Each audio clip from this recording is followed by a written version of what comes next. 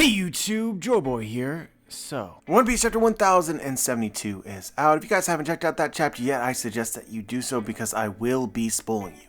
But now that you have, let's begin. So we gotta be asking ourselves some questions about Mads. We begin this chapter with like a note from Dr. Vegapunk, I assume after the first clone was created, how this is a great step towards peace. But in the cover story, we have Queen, Judge, and Caesar all together, basically creating weapons. It even says in the text below, mass-producing deadly weapons. We've already talked some about this. You have Judge, Caesar, and Queen, who would you least associate with the concept of peace? Maybe that three. So, but yet at the same time, it's supposed to be a venture of peace. There's something that doesn't quite add up. It's kind of unclear as to where the cover story is actually going. Remember, this was initially a Vinsmoke cover story. And I thought at some point, maybe in time, we would get Sora, but it's really unclear as to like the natural place to end where we are now. But I assume at the very least we need an explanation for what happened to Mads. Why did they disband? Essentially an explanation for why Judge and Caesar were at each other's throats a couple chapters ago. But yeah, as of right now, I think that we should really think about how the members of Mads disagreed with each other, or had fundamental differences in the direction that Mads was going to take, or were just straight up using the organization. Vegapunk obviously is sort of credited with lineage factors, and this has been taken in many ways, including cloning, which was relevant in the chapter, but you just kind of feel like that everyone else was sort of out for their own. And maybe Vegapunk was the only one who really had any desire for any kind of peace. But you can also look at the other side of the coin. In Vegapunk's note at the beginning of the chapter, cloning, our first clone, this is a big step for peace. But in what way? Like, why would cloning equate to peace in any context? I really can't think of how that would be true unless they were all kind of deluded about exactly what they were doing. Something to the effect of weapons being used to create peace. And this would include clones. But yeah, let's not get ahead of ourselves and find complex reasoning to justify what we have. What we know is that we know that members of Mads were actively creating weapons, that Vegapunk saw cloning as some sort of big step towards peace, which doesn't make too much sense, and overall, all these characters are pretty shady, untrustworthy, and their motivations should be questioned. So with that, I'm excited to see where Oda goes with this, because I feel like there has to be a reason. But I love that the cover story is a great segue to what actually happens in the chapter, because as Mads is going on in the Vinsmoke cover story, it's also, related to the actual chapter itself. In the beginning, we see Vegapunk talking about the first clone, and by the end of the chapter, we find out who this was, and it is Stussy of CP0. Now, there's a lot of conclusions that you can jump to with this, and I see this taking place, and I just want to, I think some of these conclusions people are jumping to are correct, but we should be more honest here about what exactly it is that we know for sure at this point. First off, we don't know that Stussy Buckingham, the person that Stussy of CP0 is a clone of, was a original member of Mads. I think that when we see Mads in the last cover page, we see a girl who's turned the other way. It looks just like Stussy. It's easy to assume that this is Stussy Buckingham. But we actually learn at the end of the chapter that Stussy Buckingham was a member of Rocks. That's the tag that we're given. So it could be that the character that we saw is actually just Stussy, the one that we see here, the clone.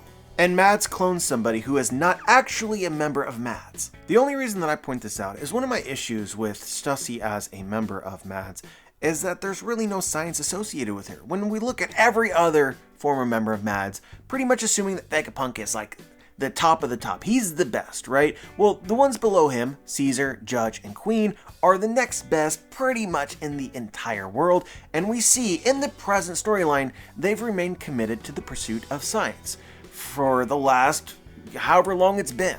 Even though they do not equal Vegapunk, they're still accomplishing pretty amazing things on their own. Stussy, meanwhile, the member of Stussy of CP0 is, she's been, Queen of the Pleasure District, obviously part of Cyberpol, but there's no science association with her at all as of yet, aside from being a clone from Mads. So it makes you question whether or not she was actually a scientist. Side note, let's make this a lot easier. Stussy from CP0 we're going to call Stussy, and the person that she is cloned off of is Miss Buckingham, okay? That's the differentiation. But still, a clone of a former Rocks pirate is a big deal. Why Why were they doing that? Why was that the person that they chose? There could be some really sinister things going on here. If their first attempt at a clone was a member of the Rocks Pirates, were they attempting to clone more members of Rocks? And does that say something about the organization? We also know that Kaido was a former member of Rocks, and one of Mad Scientist's queen eventually joined him. I bring this up because the theory that's really going around right now, that I think is extraordinarily likely to be right, is that Miss Stussy Buckingham is Miss Bakken, the old lady that we see with Edward Weevil. Her official name in English is Miss Bucken, which is really close to Buckingham. She also happens to be a woman with blonde hair. She's old, and we know when characters get old, they really shrink. It's just, Oda does that. And she was a self-proclaimed lover of Whitebeard, who we know for sure was a member of Rocks. She also looks like a former big-time pirate.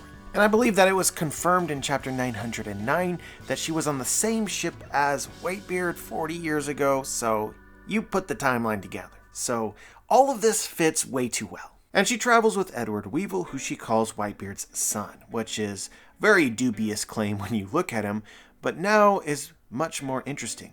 I want to point out that Stussy of CP0 is the first successful clone of Mads. That does not mean that there weren't attempts that were unsuccessful first. And if you just ask me, Edward Weevil looks like an unsuccessful attempt to create a clone of Whitebeard. Whitebeard was also a former member of Rocks, which deepens the connection between Mads and Rocks, as Mads made a clone of Stussy Buckingham, and if Miss Bakken or Miss Bucken is the same person, it would then make sense that she would know about other attempts to clone perhaps other characters such as Whitebeard. That's her connection with Weevil, that's how that happened, but of course they threw Weevil away because he was a failure. Because that's Vegapunk's MO. So similar to the Vegapunk today, you see with the Seraphim, the Seraphim is the same sort of concept where they're cloning powerful pirates. It's obviously warlords that we know of so far, Mihawk, Boa Hancock, Jinbei, and Kuma, but it's an extension of what he clearly was already doing in the past with Mads. You have Stussy Buckingham, a clone of her, perhaps a clone of Whitebeard, and maybe clones of others of the Rocks Pirates as well. Successful or unsuccessful, who knows? This may be a massive aside, not necessarily related to this chapter, but we've been speculating for a while that Blackbeard could be some sort of governmental experimentation in some way. He's got a weird body, that's been established. He does weird things. He has connections to people of the past. So I wonder if through Mads we can learn something about Blackbeard, or if that's intertwined in any way. Blackbeard is 40 years old, and a lot of the stuff that we're speculating about Mads occurred, I think it's easier to speculate around 30 to 25 years ago, so it doesn't necessarily line up, but I just want to throw that thought out there, given the dates are still uncertain. But obviously people are going off this week about characters that could potentially be clones of other people that might have existed either recently or in the past. I don't really want to get into this too much. I feel like a lot of this is probably not going to be the case, although some of it is interesting. I just want to say, look, we have Whitebeard and Whitebeard's son, Edward Weevil, potentially a failed clone. Well, you have Kaido and Kaido's son or daughter, Yamato. You know, we don't know who the mother was or how that relationship works. Is Yamato a clone of somebody? I'm not going to get into all the names other people are suggesting, but with this emphasis on cloning members of Rocks, you should definitely be thinking about Rocks himself and whether there's somebody in the current storyline who is related to him. But we're kind of going all over the place because there's a lot of different directions you can take this. I guess just as sort of like a final point here, I really wonder if Mads' piece is essentially that they were attempting to recreate Rocks so that they could bring down the Celestial Dragons. That's what Rocks was known for, is he attacked the Celestial Dragons when nobody else would. Was it successful or not? Based on what we know, it was not. But it would make sense for perhaps Vegapunk to see Rocks' actions as maybe something to strive for and recreate, which is why they were trying to clone the members, maybe to bring the band back together. Ultimately, I think that this was probably unsuccessful because Mads was disbanded and Vegapunk and Caesar joined the government. But then you could see how this idea, this recreation of Rocks, sparked something for Vegapunk, where in present day, perhaps, he created the Seraphim, which is conceptually similar. He made pretty much the strongest people that exist, and the goal with them is to do the same as what he wanted to do with the cloned Rocks members. take down the celestial dragons. So similar to how Vegapunk has been working with Kuma, and there's some sort of underlying plot, I think that there's probably some sort of underlying plot with Vegapunk creating the Seraphim, as if maybe he has a way to control them which would bypass any other measures. And this still works with Vegapunk's association with Dragon and the Revolutionaries. It seems to me that Vegapunk is a revolutionary, but he's kind of doing his own thing, and Dragon isn't totally aware of what all of this is. But they are working towards the same end, and they have the same objectives. But let's get back to the chapter itself. We pretty much start off with Bonnie tricking Vegapunk. Vegapunk thinks that she's injured, and we can see that he does have a kind side to him. You know, he's concerned for her and also easily deceived as well. And then we get a demonstration of what Bonnie's powers actually are, and they are so cool. On top of being able to change her age from young to old, she can also create distorted realities of herself, and we see this in the chapter where she becomes a Hulk. It's crazy that there's some maybe like foreshadowing for this in SBSs where Oda likes to draw various futures of characters, like the good future and the bad future. It seems like Bonnie's abilities allow her to bring that out within herself and probably also other people. Like her abilities are simultaneously related to time and aging, but also like a multiverse. String theory variations. We also learn that Bonnie's powers doesn't work forever on living things, but it's left ambiguous as to what her powers do on non-living things. But judging based on the oil breakdown of how she was able to get inside Kuma's room, I think that you can presume that on non-living things it's permanent. It really appears as if Bonnie's Devil Fruit ability is the superior version of what we saw in Wano with Shinobu. It works in both directions. Although Shinobu implies that her ability to transform life is actually permanent. So Momonosuke can't get his years back, and now that we know that Bonnie's powers have a limited time span with life, then she won't be able to undo it. But anyway, I came into Egghead somewhat skeptical of whether or not I would like the Bonnie Kuma storyline. As we progressed further chapter by chapter, it became apparent that this was a big deal. It's going to go somewhere. And so we're getting closer and closer to the conclusion, but this was the first chapter that I really felt paid off. Even though everything that is revealed is pretty much what we already suspected. I think that we knew that Kuma's memories could be returned and that Vegapunk stole them, quote unquote, for a good reason. In this chapter, the only thing really added to that is that it wasn't actually Vegapunk who took Kuma's memory, that was Kuma's plan. He chose that. And really he had to, because we learn exactly how that happened. Kuma has the ability to push non-tangible things out of people. We saw this foreshadowed all the way back in Thriller Bark with Pain, and people speculated this, and they were right. It applies to other concepts as well, including memories. Kuma pushed out his own memories, and it's stored in a paw bubble in Egghead. I'm really curious as to how exactly this works. For instance, if Bonnie touched it, would she then absorb all of Kuma's memories, and can at that point they be returned to Kuma? What happens if Egghead is lost? I don't imagine that you can just move this paw bubble around, but I could be mistaken. We see that currently Kuma is climbing the red line. The reason for this is still uncertain, but maybe you wonder whether Kuma's going to retrieve his own memories. That because they are in danger, he's been programmed to do that. At Vegapunk's behest, maybe. All I really know is it seems like a really bad idea to touch it, but I feel like somebody will. And I don't feel like this is going to be Kuma. If Kuma's objective is to get to Egghead, it feels as if he's going to be stopped before he arrives there. And if his objective isn't Egghead, I still have no idea about what exactly he's intending on doing. But I still find all the circumstances that surround this to be interesting. First off, Vegapunk lied about the bubble being of memories and instead claimed that it was pain.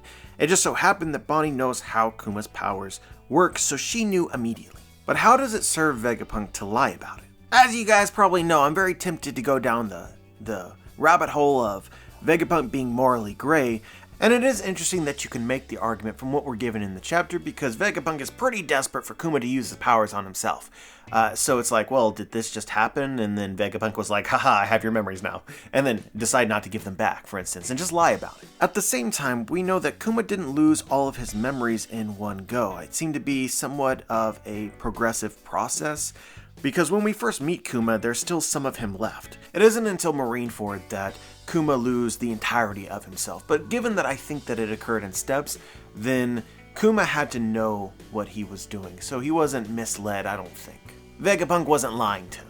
But still, what we do know is that Vegapunk is being really shady about what occurred to Kuma, and there's no obvious reason for this. And so this is a mystery I'm kind of on the edge of my seat for. Like, I feel like Oda's got something here. And it all centers around one line. Vegapunk promised Kuma that he wouldn't tell Bonnie specifically. So my knee-jerk reaction is that this plan involves Kuma's death.